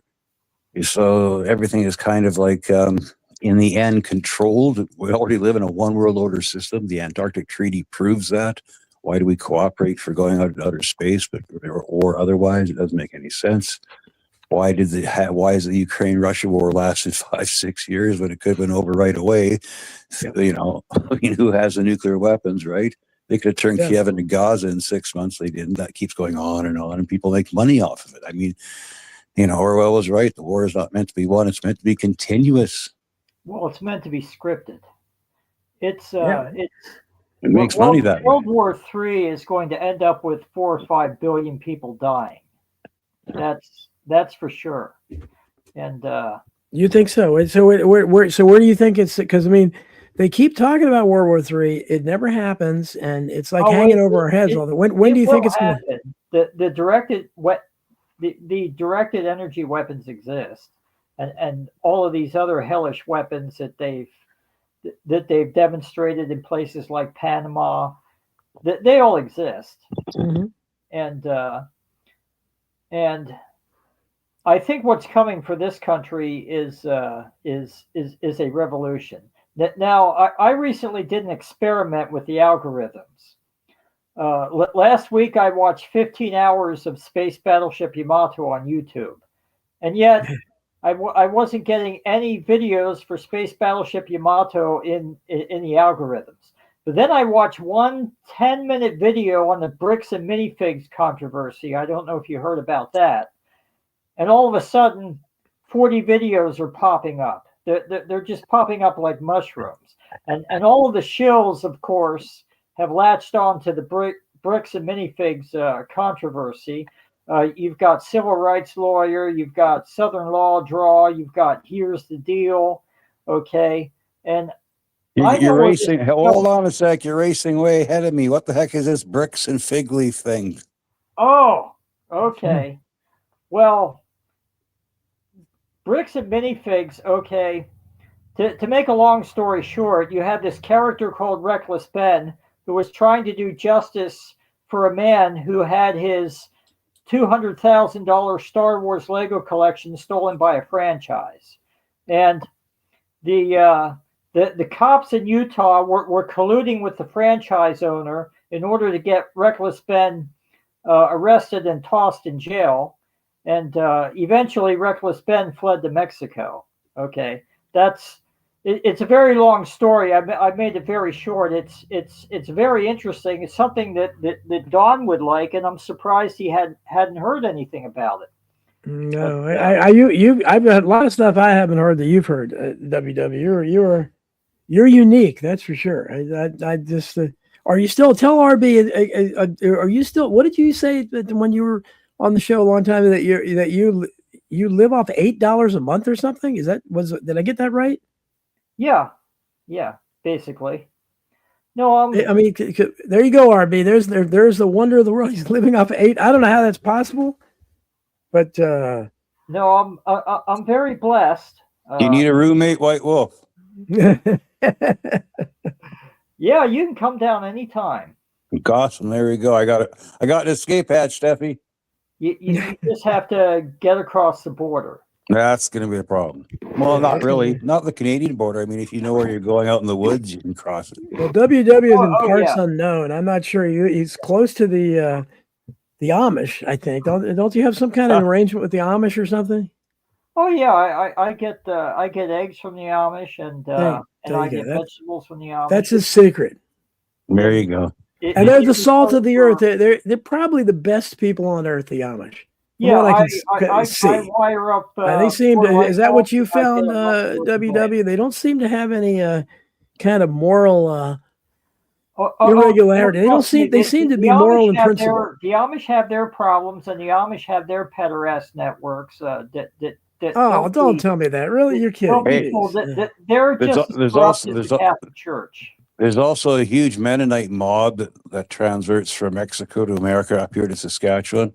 I've met Saskatchewan Mennonites named Jose, and they have a furniture type business, right? And they also run drugs from Mexico up to Canada. I see. Can't get away from it. Boy, that's no, you can't get away from it. The whole world is interconnected, and the whole world is corrupt. But if there's a buck to be made, I was out at one colony, and I unloaded a load of lumber at one Mennonite colony, and then afterwards, this guy, I was smoking at the time. This guy comes up to me afterwards, one of the guys in the community, and says, "Hey, you want to buy smokes cheap?" And he has a deal with the reserves and the Indians, and so he gets these no-name cigarettes from reserves or whatever, black market, instead of like $100 a carton, you buy them for $40 a carton, $20 a carton, things like that. And that's that goes on. Black market cigarettes, boy. Yep, it's a big business up here in Canada. Well, of course it is, because the government turned tobacco into a racket. Yeah. Well, I quit smoking, many years ago, in '89, but I still think about it. I enjoyed smoking, but I couldn't afford it now. But what do you get? I mean, RB, especially as a smoker, a part of me says, I know the government doesn't care at all about our health, and they're constantly pushing things that aren't healthy. That's so true. There's a part of me that wonders if there's some kind of health benefit to cigarettes. Well, actually, I think there's health benefit to the nicotine. Yes, now, that's what I've heard. In its purest form, when people first came over here and tobacco was grown, it wasn't it wasn't combined with all the pesticides and all these other chemicals and stuff, right? Mm-hmm. And the nicotine wasn't really that hot. It wasn't really that concentrated, but neither was the tar and all that stuff. And the way they smoked it was in pipes, so they use it as snuff or whatever. There's all these purposes. It wasn't. Mm-hmm. It wasn't put into a factory and then churned out in in the way they churned out then in that way. I mean, so you, it's the thing is the nicotine, right? That's why like people are saying the nicotine patches are big now, nicotine pouches, all that's, you don't have to smoke anymore to get your nicotine. So, you know, here, technological progress. There you go. I don't know how, because I mean, I think when I first started smoking, it was 35 cents a pack or 50 cents a pack or something. Oh my God. It's just amazing. I mean, I can't. I don't know how anybody. And I would be the most radical smoker in the world, because they had already, before I quit. Keep in mind, I was working in a hospital at that time, and we could smoke everywhere, including patient rooms. The only way you couldn't smoke in a patient room is if there was an oxygen tent, because it might blow up. But other than I that, remember those days. I'm old too, Don. I remember. yeah, those days. I mean, and, you know, I try to tell people, you walk in any store and you just throw your cigarette on the floor and ground it out, and somebody come up and sweep it up. When they stopped letting you smoke in elevators, I was irate over that. I mean, so that's, I would just be, when they started saying we can't smoke here, and then they made it a smoke-free facility. So I'm not going to go out in the garage with these other people. I'm just not going to do it. And and that's when my wife was pregnant with her first child. So she said, I'm quitting. So I said, well, okay, I'm doing that too. And then it's amazing, but I don't, they really do treat, as I agree. Rush Limbaugh, one of the most intelligent things he said a long time ago, he said the government should either just shut up about cigarettes or outlaw it, because it's a legal product and they're trying to punish people constantly for consuming it. So I don't know. But I often think there's something positive, because I know how much. So nicotine must have some really good quality, because they've gone a long way to tax it and make it, and demonize it everywhere. Mm-hmm. The point where, if you see, like, sometimes they'll show. If you're watching a television show, or so, the first, they don't even smoke on TV. They haven't for a long time, but if they do, they'll put, like, next to nudity or violence, they'll put smoking, as if that's so far beyond the pale. But I don't know. Speaking about beyond the pale, but I don't know. Exactly. I've quit many times before, and then restart and then quit again. Sure. But many times when you're quitting, the thing about it is you're doing fine, and then you will watch a show on TV and there's somebody smoking and enjoying it on the TV. The next thing you know, you're craving one. So maybe there's a point behind it, just for the non-smokers. Hey guys, there might be smoking in this movie, so get busy knitting or something. Do something with your hands before you watch the show. Yeah. Well, I mean, it's just, and I try to describe that world to people, but it just. Not everybody, but probably half the population smoked back then, I would think. World War II was a great thing for the tobacco industry. Oh yeah. So they got everybody. This guy wrote a book. His name is Gwynne Dyer, historian, and he said tobacco is the perfect drug for a soldier, because there's long periods of doing nothing, and this keeps you awake and alert when you're marching and all that stuff. So it was kind of really important. All the Germans smoked, all the Italians smoked, all the French smoked, all the Canadians smoked, everybody smoked. Well, the smoking didn't help the Italians. No, it didn't help the French much in World War II, though. Yeah. Well, the French threw the war away. Well, they did. I figured that out with a lot of help from the British. Well, World War One, the French World were. War II. Yeah, I know, but in World War One, the French were just part of the outfit and everything. What happened in World War II is, you're right. I think, remember, they withdrew the British Expeditionary Force to Dunkirk. They left right away. Churchill was furious. Why didn't you put up a fight? Well, because you're right. Churchill wasn't furious. Churchill gamed that whole thing. It was part of the plan, right? Absolutely. Yeah. I mean, Hitler put up a much better act than what Churchill did.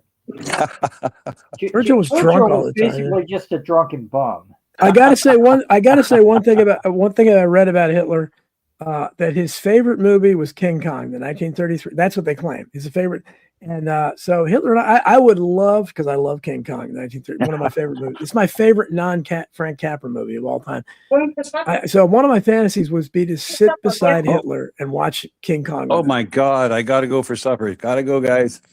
Okay. Take care, RB. See you tomorrow night, 10 You bet. p.m. on Beyond the Pale. Be listening to it.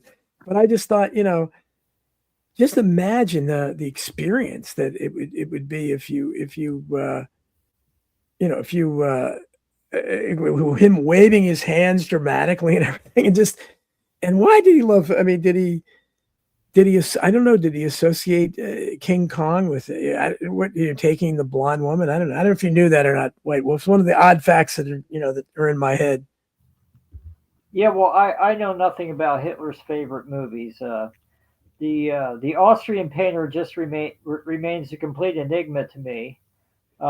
Basically, I think that he was a very patriotic man. He wanted to do what was right for the German people, but at the same time, he was very occultic and nationalistic. And then finally, I think they made him an offer he couldn't refuse, and he said, "Okay, I'll do all of this, and then I'll go into a great retirement." And he basically he basically presided over the destruction of Germany, and Hitler fooled all of especially the Eastern Europeans who saw him as on their side for a great crusade against Bolshevik Russia, who they rightly saw as an enemy straight out of the pit of hell. Well, what do you think would have happened if let's again Hitler? Let's say Hitler dies in 1938 or something. I think he goes down as Germany's greatest leader. And what happens to if Germany didn't ever invade they didn't go into Poland, they didn't go into France or anything. How could they have they couldn't, that's what you say. It had to be scripted because they couldn't. World War I assured, the Treaty of Versailles assured that there would be a World War II.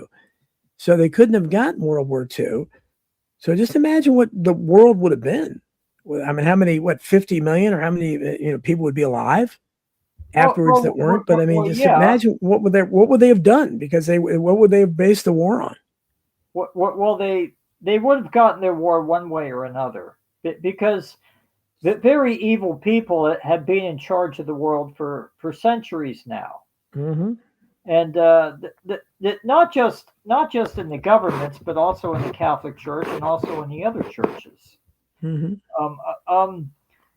And I'm convinced. I mean, I always go back. I get a lot of pushback on it, but I always go back to what Our Lady said at Fatima.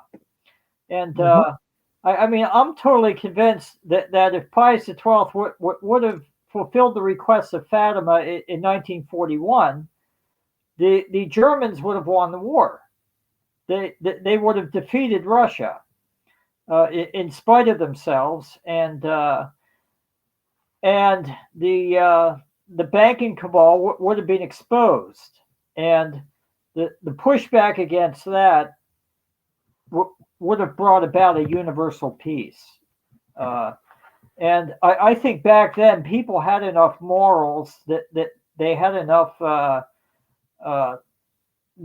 They had enough entropy or whatever from Christendom that they wouldn't have gone completely berserk. I mean, today we've been living in 60 years of people just drowning in materialism, and they have no ideals. People today live for nothing outside and beyond themselves. They just live for themselves. Sure. And as such, they're cowardly. They're not really willing to stand for ideals. And no, I get a lot of pushback. I mean, Billy Ray Valentine blames me for and people like me for being eschatological and following St. John as far as the book of the Apocalypse is concerned. But St. John wrote the Apocalypse, and those prophecies are going to come to fruition. And what pushes them to fruition, of course, are the sins of men. Don't change, WW. You're a unique character. You're one of a kind. But there are 4 sins that cry to heaven for vengeance: willful murder, sodomy, which is quote unquote homosexuality, or however you want to put it, depriving the worker of his just wage, which is what the IRS does day in and day out, and oppression of the poor, which is what most of these governments now do. Well, I mean, I agree with you, but those are, you're saying that, right? That's not anywhere in the Bible, is it? Well, it actually is in the Bible. I forget where, but those are the four sins, and those are the sins that basically all the governments of the world are colluding and committing on a day in, day out basis. No, absolutely. I don't know that I would put I don't know if I would put sodomy at the same level with them, but well, look at what I call Hollywood. Okay, we were talking about Sure. Hollywood a few minutes ago, and sure. look at what they did to Star Wars and Star Trek. Okay, they pushed all of these gay and trans actors, and Sure. and Well, they do that to they everything. had all these trans characters in these shows, and they've totally alienated the fans. I mean, look at the latest Star Wars movie; it was a complete flop.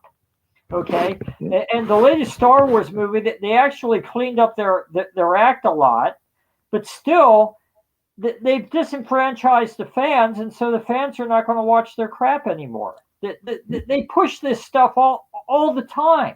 Well, they do. Angel Blue's mentioning some great stuff in the chat about, yes, I love Jimmy Stewart. He's my favorite actor. I have seen that Jack Benny show. I think so. If you listen to me, it's one my four favorite movies of all time are what I call the Frank Capra Populist Quartet. It's a Wonderful Life, Me, John Doe, Mr. Smith Goes to Washington, Mr. Deeds Goes to Town. Then comes King Kong, the 1933 version. But those are I think they're unparalleled. They help form my core philosophy. Jimmy Stewart was a great guy. And, when I was writing On Borrowed Fame, one of the people I got to, talk to a lot of people that are on, meant a lot to me. And one of them was Carolyn Grimes, who was the little girl that played Zuzu, Zuzu's Petals. And It's a Wonderful Life. Very sweet lady. I had a nice long conversation with her. And she was talking about it, and she didn't have she had kind of a tragic life. Her career didn't last very long, but she's immortalized on screen as Zuzu and Zuzu's Petals. So I'm sure that, and she goes to the It's a Wonderful Life conventions and stuff, because not many of them left now, her and a couple of the other kids. But she talked about after she didn't see Donna Reed or Jimmy Stewart or anything for a while, then Jimmy Stewart, decades later, looked her up and tried to find out what happened to her, and wanted to know how her life turned out, and became her friend. And so I just think that's an amazing story, because, she was just a kid actor who didn't have a long career at all, and that's incredible that a big star like James Stewart would do that. So I think that speaks very well for him. So, and Angel Blue also says White Wolf Sacred Heart Feast today. Is that right? See, I'm not up on my Catholic. Yes, today is the feast of the Sacred Heart. Yes. And tomorrow is the Feast of the Immaculate Heart. Tomorrow is also the anniversary of the apparition of Toy. And last year, during the anniversary of the apparition of Toy, that's when Israel attacked Iran and ratcheted up World War III to the next level. Mm-hmm. And so I'm hoping that nothing dramatic happens tomorrow. Mm-hmm. If nothing dramatic happens tomorrow, I think that World War III will be put on hold for a few months until September, and so I'm hoping that we get a reprieve. Obviously, I'm not rooting for World War III. I'm not rooting for all of this destruction. Well, unfortunately, a lot of people are. I think the Christian evangelicals certainly are. Well, yes, they are, and it's like the apocalypse is going to happen in God's good time, and if the Christian evangelicals want that blood on their hands, then so be it. But count me out of that club. Yeah, absolutely. No, it's. I absolutely want peace on earth and peace to men of goodwill. Right, and I think that's what we should we should strive for that. That's why, again, that's one of the many problems I have with the evangelicals is that they don't think we should do that. They think it's inevitable, and maybe it is. But I would think that agree God, that, it would. I agree that the way the world is going, as far as sins are concerned, it is inevitable. But that doesn't mean that I welcome it with open arms. What I want to see is is our Lord Jesus Christ made the King of society, and if He is, then His peace will triumph and it will reign. Hold for just a second, because we got Joseph. That it's only got a few minutes left. I want to give Joseph a chance. Hey, Joseph, how you doing? Hi, Don. Hi, Wolf. Sorry I'm late. I just wanted to call in and say I checked out the story of Our Lady of Fatima because of you two talking about it. And I'm really, if you're still doing the show on it, I'm really looking forward to it because I read the book and watched the movie. The name of the book is Sister Lucia's Memoirs. And I got to tell you that the book scarred me the way like a movie like The Exorcist scarred me. But as far as like the story itself, opening rabbit holes of information, Wolf is right, man. It's like it opens so many rabbit holes that are both political and religious into the past. For me, it was into the past. But it might be one of the most interesting World War I stories there is. I think so. Yeah. The majority of it is in book 4 of Sister Lucia's Memoirs. So anyway, I'm going to withhold any more opinion I have for if you do an Our Lady. We're definitely going to do that, and because White Wolf is, and it's it's not that the Don, subject. when are we going to do it? You keep saying, why don't we do it next week? Second hour. Okay, all right. I don't have anything planned next week. Okay, unless Leonardo Joni gets a hold of me and says because she's come back and forth with me a couple of times. So, if failing that, yeah, we'll do it next week. And for people who don't know the story, you'll see. And I consider it. I'm no expert on it, but I consider to be we have to have faith, and we aren't presented with concrete evidence that would hold up in a. There's in a court of law, but to me, especially the final, and we'll talk about that next week. The final miracle of Fatima, when they had the miracle of the sun and all other stuff, and thousands of people, I think, witnessed it. 70,000. To me, that was it wasn't. I mean, I said that to me, that was the greatest indication of something supernatural relating to Christianity, because that was an entity saying she was the Virgin Mary and creating a genuine. This wasn't a biblical miracle that we say, well, it's too long ago, we don't know. This is a genuine miracle. Just real briefly talk, because we only got a minute or two left. WW, you there? Yeah, I'm here. Well, how can I summarize? What happened to White Wolf? I'm here. Huh? What happened? Well, Joseph, I don't know. Do you have anything else? I'm not sure why White Wolf is gone. I can still see and hear him, but I'll talk about it. Sure. I really, when I watched the movie, I want to withhold my opinion for the show, but when I watched the movie, they got a lot of stuff right from the book. One thing that they omitted from the movie was the first 3 events.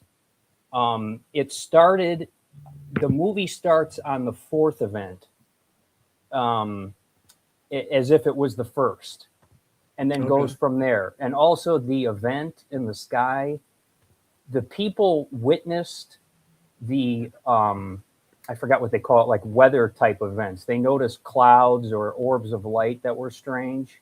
And that's what the crowd saw. But as far as the image of Mary or any of the other images, only the children saw that. This is because two people in the chat are saying they can hear White Wolf. I can't hear. You can't hear him either, right, Joseph? I can hear him and see him. Can you hear me? Oh, now I can hear you. Okay, yeah, I couldn't hear you for a while. Okay, well, we're going to do a show next week. Issues too.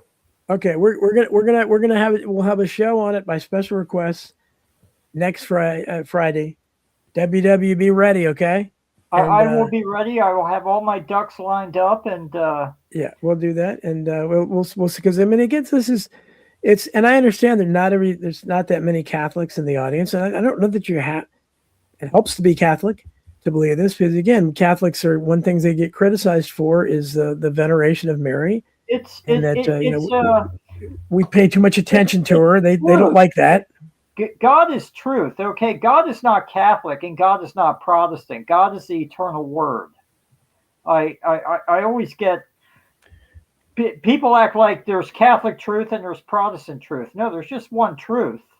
Right. Hey, WW, I just got a text, a message that if you're gonna do anything with the third secret of Fatima, you need to get David Smuts on. Who's David Smuts? Do you know him? I have no idea who he is. Okay, well, we'll look him up and see.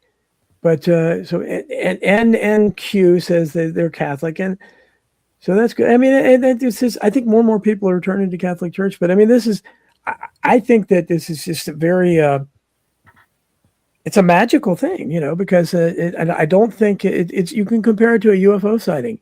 Thousands of people seeing something. Talk about the new mass being the abomination of desolation, and we need to talk about Vatican II because all of this is tied into Fatima. Right, exactly. What is Vatican II? It's much more than just World War III in Russia. Well, Vatican II is, and I'm old enough to where I vaguely remember the old mass. I remember the Domine. I remember the Latin mass, but when I was like 5 or 6 or something, Vatican II took hold and they changed the mass, and so it was no longer said in Latin. Well, I can serve the old mass in Truibo Auditorii Dei, Dei Inquietificat Juventutem Meum. It had a beauty. It had a beauty and a majesty that was lost, and it was the rite of Saint Peter the Apostle. Yeah, that's what it was. It came to us from the apostles. Right. Well, John the 23rd was the Pope, and a lot of people, to be honest with you, I can't talk too much more but in my view, looking at it, especially back now, the main change of Vatican II was that we stopped talking so much about the Jews being responsible for the death of Christ. Am I right there, WW? Oh, that's one thing. Yes, absolutely. Yeah, that's what I think. But we're just about out of time. We're going to talk about this next week. So we're going to have a really big show next week. So I hope all the people, and we got some skeptics here. So that's cool. Come on in, and you'll have a chance. Come next week, listen to what WW has to say, and maybe I can get that other guy. I don't know. And you can come in and challenge and give your reason why you don't believe it. But I think it's an interesting story. So Joseph, thanks for joining us. And thanks. WW, I always appreciate your contributions. Peter Yim, thanks for an interesting discussion. So we'll talk next week. WW, be ready. And so be here next Friday for a discussion on Fatima. Thanks everybody for listening to I Protest. We'll talk to you next week.